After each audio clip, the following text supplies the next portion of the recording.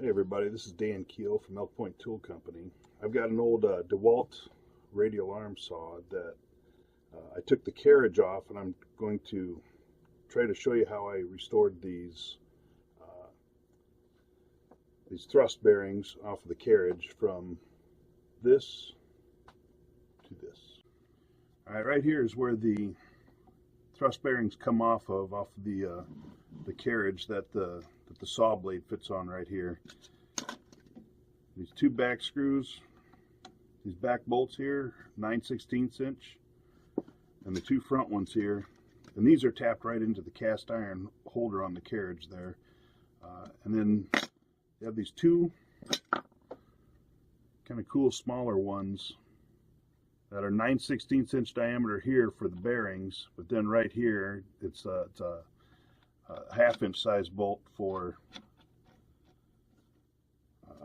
fitting a bolt, a lock washer, and a nut on the bottom side there, and that's how they tighten up on there. I'm not sure why these two are different than these two, but that's the way they designed it. So anyways, you got to take off these thrust bearings off of there, and once you get them off there, you can kind of feel on a lot of these old ones, they're all full of that sawdust and gunk and grease on there.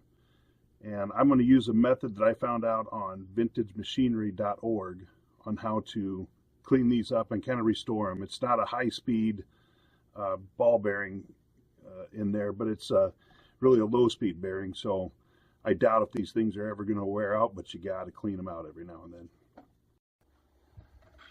Okay, so one of the first things I do for cleaning up these is I try to get all this gunk and crap off the outside of it, and I just use a wire brush and just get most of it off there just to kind of clean up the outside a bit.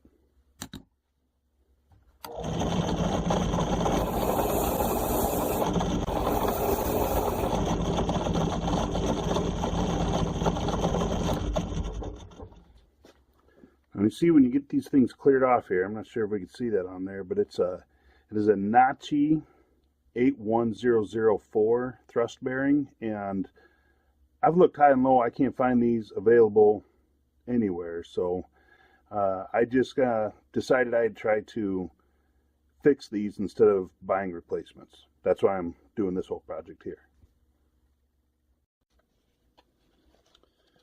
Okay, so the method I heard of said we gotta take these bearings and set them up about 3/4 inch deep in oil and just let them sit for a while and soak in that to hopefully get enough of that oil to kind of seep in there inside the bearing. So what I'm going to do is kind of make myself a little container that I could use. And I'm just going to use this and stack the bearings up in them. Now, these bearings have to set up like this.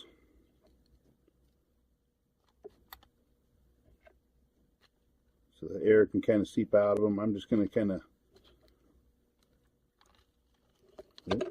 figure out a way to set them in here.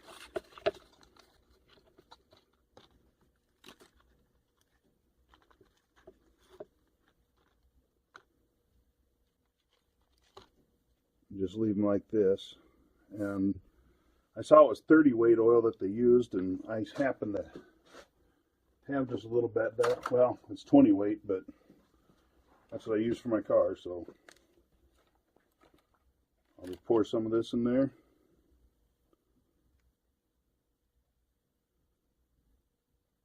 Right about there, and let those bearings sit. I can come back and take them out after a couple hours and roll them on the bench and see how they work.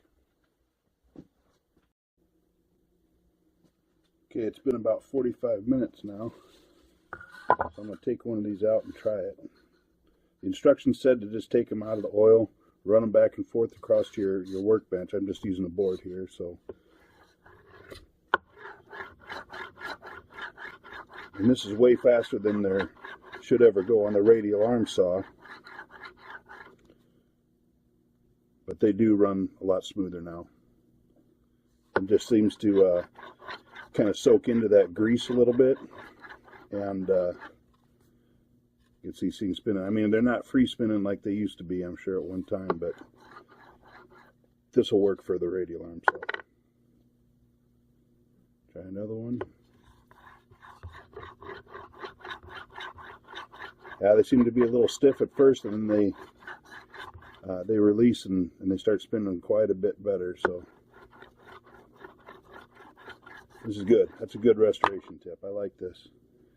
Don't need to buy these new for, I don't know, $15 to $20 a piece, whatever they are now, for whatever replacements they have.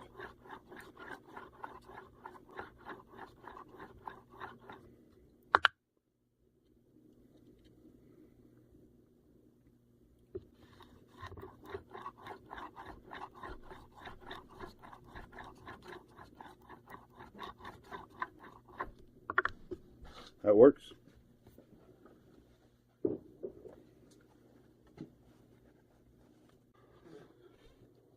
Sometimes if you can find the right pair of pliers, you'll hold a little washer like that, so you can kind of hold it in position while you're getting the nut through on the other side.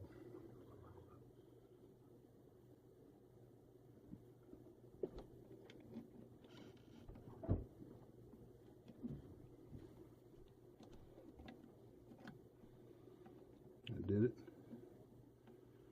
I'll see if we can do the same thing with the nut.